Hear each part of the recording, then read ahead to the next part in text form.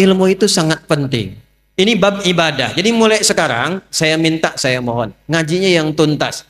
Kalau bisa tingkatkan kualitas. Kalau takbir sampai salam saja, betul, bagus. Sah sholat, pahala dituliskan. Tapi barakahnya sholat kita nggak dapat. Apa barakahnya itu? Membuat kita semakin lebih baik. Saya ulang, membuat kita semakin lebih baik. Jadi kalau kita cuma takbir begini, Allahu Akbar, tahu ilmunya, bacaannya sampai dengan salam, tapi tidak mengerti apa yang kita bacakan, maka untuk mempraktekkan salam rahmat dan barakah, Assalamualaikum warahmatullahi wabarakatuh, Assalamualaikum warahmatullahi wabarakatuh, nggak dapat kita. Pahala dituliskan, prakteknya minim dipraktekkan. Itu yang menjadikan orang sholat lisannya masih kasar. Orang sholat tangannya masih berbuat maksiat. Orang sholat kakinya melangkah pada hal yang tidak benar dan tempat maksiat. Itu yang terjadi. Maka yang harus dilakukan sekarang, nyicil satu-satu. Kalau besok-besok saya sholat, contoh nih, maaf ya, maaf. Angkat tangan begini apa maksudnya? Kenapa mengucapkan Allahu Akbar? Kenal Abu Bakar enggak? Oh, bagus. Abu Bakar itu satu-satunya sahabat Nabi yang kalau takbir, baru takbir itu langsung nangis. Makanya waktu Rasul tunjuk jadi imam, beliau katakan, ya Rasulullah jangan saya. Saya ini orangnya perasa, takutnya malah nggak khusyuk. Makmumnya nanti sulit ikutin saya. Kata Nabi, udah kamu ini banyak protes imam. Kenapa? Karena beliau berusaha memahami bacaan yang dibacakan. Lihat baik-baik. Allahu Akbar. Angkat tangan ke belakang, buang urusan dunia ke belakang. Jangan bawa-bawa dalam sholat. Ini yang menyebabkan seseorang sering tidak khusyuk dalam sholat karena dunia dibawa dalam sholat. Lisannya Allahu Akbar, tapi maaf dalam sholatnya handphone Hu Akbar. Allahu Akbar, tang ting tung ting tang ting tung tang ting tung, batalin sholatnya, angkat, halo, bentar lagi sholat. Jauhkan, buang dunia, pasrahkan. Tapi yang penting apa? Anda, saya, kita berikrar dalam sholat, ya Allah, hanya Engkau yang paling agung, yang aku agungkan. Tapi dalam kehidupan bahkan sebelum sholat, kadang aku merasa agung dibanding yang lain. Sombong dibanding orang lain. Merasa paling berilmu. Merasa paling punya uang. Merasa paling punya kedudukan. Padahal dalam sholat pun bisa Engkau wafatkan saat ini, ya Allah, aku taubat, ya Allah, aku taubat. Makanya setelah takbir langsung dia mengatakan, Allahumma ba'id baini wa baina khatayaya kama ba'adta bainal masyriqi wal. Nah, ya kecil di ujung khataya, ya kecilnya itu ngaku salah. Kalau dalam bahasa kitanya gini, ya Allah, aku ini mengagungkan Engkau, mengatakan Engkau yang paling tinggi, tapi aku ngaku salah, ya Allah, aku banyak salahnya. Ngaku tinggi pada orang, sombong pada orang, angkuh dengan tetangga, yang merasa hebat dibanding pasangan. Aku taubat, ya Allah. Jauhkan antara aku dan kesalahan yang aku bawa dalam sholat jauh timur dan barat. Aku takut kalau dalam sholat diwafatkan masih membawa kesalahan. Lalu kita pasrah. Wajjahtu wajhiya lilladzi fataras samawati wal hanifan muslima wa ma ana minal inna salati wa nusuki wa mahyaya wa mamati lillahi rabbil. Itu paham nggak tuh saat dibaca? Itu kan bahasa bebasnya begini, ya Allah, kalaupun Engkau wafatkan aku sekarang dalam sholatku ini, aku pasrah, ya Allah, sepanjang Engkau ampuni dosaku, dan aku berjanji kalau selesai sholat masih hidup, aku akan berjanji dia orang yang lebih baik dari sebelum aku sholat. Itu sholat. Terakhir sekarang, sholat selesai, sesama muslim sudah baik, belajar ilmunya. Apakah yang tinggal di Pekanbaru ini orang Islam saja? Ada non-muslimnya tidak? Ada non-muslimnya tidak? Perhatikan tuntunan Nabi. Kalaupun dalam kehidupan kita beribadah, jangan pernah memaksa. La ikraha lakum dinukum, ibadah masing-masing. Tapi ketika diatur hubungan muamalah, interaksi sosial dalam kehidupan, di pekerjaan, bertetangga, berkebun, Anda menemukan di dalamnya bukan hanya orang Islam tapi non-muslim, maka hukumnya berlaku universal bersama-sama. Diatur dari yang paling kecil sampai yang paling besar. Yang paling kecil, Anda tinggal di komplek, ada orang Islam, tetangganya non-muslim, Nabi samakan semua hukumnya. Hukum makanan, hukum senyuman. Senyum kepada yang muslim, senyum pada non-muslim. Anda ketemu tetangga yang muslim senyum, yang non-muslim nggak senyum. Kok nggak senyum, Pak? Maaf ya, ibu kafir sih. Oh, Masya Allah. itu dicatat oleh malaikat dosa tuh. Senyum Anda pada orang Islam harus sama dengan senyum Anda pada non-muslim. Jika ke orang Islam senyumnya 100%, pada non-muslim senyumnya 100%. Izin komandan. Hati-hati nih. Di TNI, di Polri, Jati, di pengadilan, mohon izin, di kantor-kantor, nggak semuanya orang Islam. Mesti adil. Kalau memang yang layak promosi jabatan non-muslim, promosikan. Kalau yang layak yang muslim, promosikan. Tapi tanamkan nilai-nilai kebaikan, nilai-nilai keadilan, sehingga ketika ditanya, dan terima kasih, bukan terima kasih. Islam yang mengajarkan saya untuk bersikap adil dalam tugas saya. Ketika itu dilakukan, maka dia kenal Islam. Kalau kemudian kenal dan memahami lantas mengucapkan asyhadu an la ilaha illallah wa asyhadu anna muhammadar rasulullah, itulah pahala yang melekat pada amanah kedudukan. Pada Anda yang tidak punya kedudukan tapi bertetangga, Allahu Akbar. Ingat hadis ini? Siapa yang masak makanan, baunya sampai ke tetangga, maka bagilah tetangga itu walaupun hanya, hafal yang ini nih kuahnya.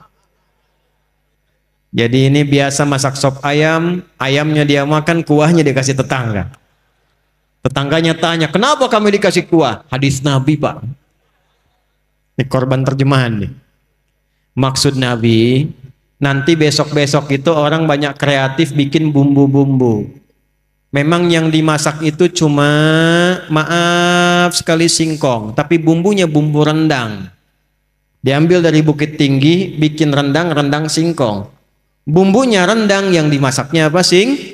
Bagi tetangga supaya nggak salah persepsi. Dikiranya memang betul rendang, ternyata rendang bagi. Tapi hadisnya belum selesai. Saya pengen tanya, apakah Nabi pernah mengatakan kalau tetangga Anda muslim saja? Nggak ada redaksinya begitu. Makanya ratakan. Bikin rendangnya, kirimkan ke setiap tetangga yang bisa dibagi. Jangan dilewat yang non-muslim. Yang Islam bagi, Pak Haji bagi, Bu Haji bagi, Bu Ustadz bagi, tetangga biasa bagi. Tiba-tiba pastor keluar. Pak, kayaknya enak rendangnya. Emang sih, Bapak sih salah, tokoh kafir. Enggak boleh. Dosa tuh. Itu ahli-ahli dapat pahala langsung tulis dosa, coret. Datangi, ketuk rumahnya. Selamat pagi, pagi. Ada apa Pak Haji? Ini ada rezeki. Nih, ada satu panci rendang.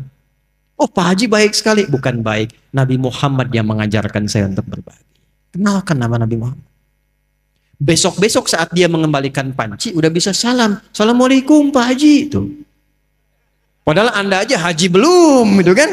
Ajarkan aja enggak. Udah assalamualaikum dan didoakan. Assalamualaikum Pak Haji. Mau ngembaliin panci. Tuh. Terima kasih Pak, enak sekali. Cuma mau nanya aja, kira-kira hari ini Nabi Muhammad ngajarin berbagi lagi enggak? Itu perkara makanan. Ini saya lihat banyak tumbuhan nih. Hati-hati nih. Ada yang rambutan, ada yang durian, yang macam-macam. Cuman di Islam tuh berlaku hukum ini. Jika tanaman Anda merambat ke tetangga, buahnya masuk, maka hakun mushtarak. Buahnya hak bersama dengan tetangga. Jangan tunggu dia minta. Jangan tunggu. Anda punya rambutan, buahnya ke tetangga. Ketuk pintunya, sampaikan. Bu, ya Pak, ada apa? Itu ada buah. Ya, saya tahu pohon rambutan punya Bapak kan. Betul, pohonnya punya saya. Tapi buahnya ke tempat ibu. Jangan tunggu sampai menguning, sampai memerah. Ibu pengen saat hijau pun ambil aja. Nggak usah minta izin sama saya. Aturan dari mana Pak? Nabi Muhammad mengajarkan saya jangan sampai tetangga menikmati dengan pandangan dan menyapu sampahnya saja, dia mendapatkan bagian yang sama untuk mengambil buahnya. Islam. Di mana ada aturan begitu?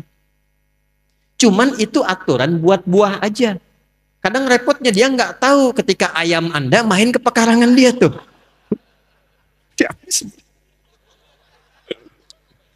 Besok dia datang, Pak, Nabi Muhammad tuh berkah banget ya, ayam Bapak enak banget nih. Nah, saya menginginkan suasana begini nih antara umat Islam itu.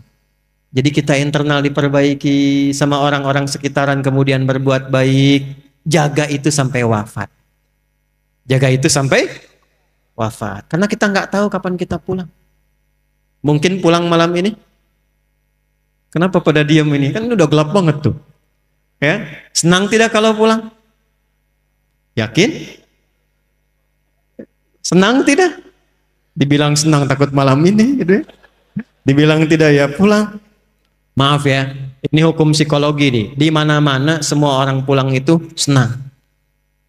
Nih saya tanya nih, kalau habis Lebaran, mau Idul Fitri, mau pulang kampung, senang tidak? Senang kan? Besok Lebaran kita mau pulang, saking senangnya kita cari bekal kan? Yang paling hebat tuh begini, dan cuma ada di Indonesia nih. Saya udah cek negara-negara lain nggak ada tuh. Ya, kita punya asosiasi 20 negara, jalan-jalan nggak ada yang kayak Indonesia. Disiapin jauh-jauh hari, tiket-tiket kereta habis, bis-bis makin naik dibeli juga. Yang paling hebat, ada orang yang menyiapkan bekal, pulangnya pakai motor bebek, bekalnya singa.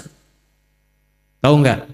Motor bebek tapi bekalnya singa, dus tambah. Begitu lewat dus pelepah pisang, tambah lagi satu lagi. Kumpulkan banyak. Kenapa? Ketika saya tanya, karena Ustadz saya senang mau pulang.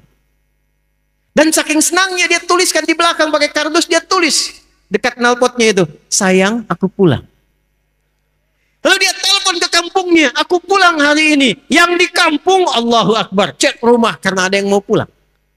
Disediakan makanan, yang nggak ada dia ada-adakan. Yang paling klasik, maaf, yang luarnya itu kaleng biskuit, isinya rengginang. Saya nggak sebut nama karena endorse. Kaleng biskuit isinya rengginang. Tasik banyak ya Bu ya. Paling banyak. Kenapa? Karena senang ada yang pulang. Jadi setiap pulang itu biasanya senang. Kalau siap bekalnya. Itu poinnya. Saya tanya waktu satu kali, kenapa Anda nggak pulang mudik? Gak ada bekal Ustaz. Sifat pulang senang kalau ada bekal.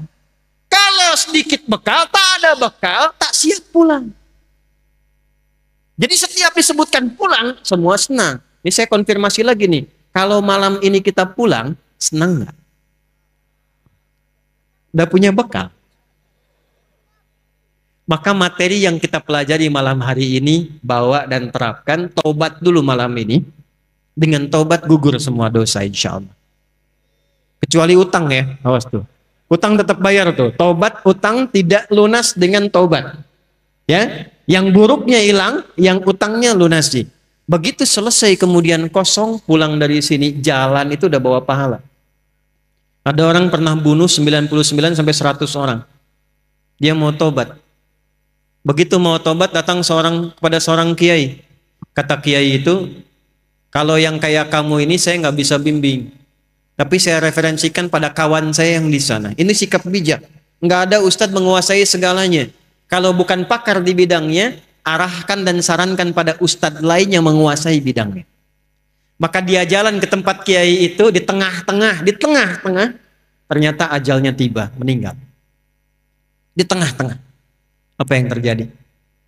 Ini saking viralnya sampai di era Nabi Muhammad turun ayat An-Nisa, surah keempat ayat 100.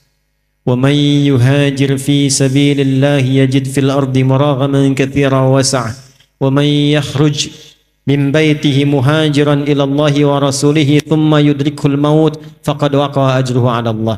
Siapa yang bertekad merubah dirinya lebih baik, kalau dia masih ada ajal hidupnya, maka oleh Allah akan dilimpahkan ketenangan.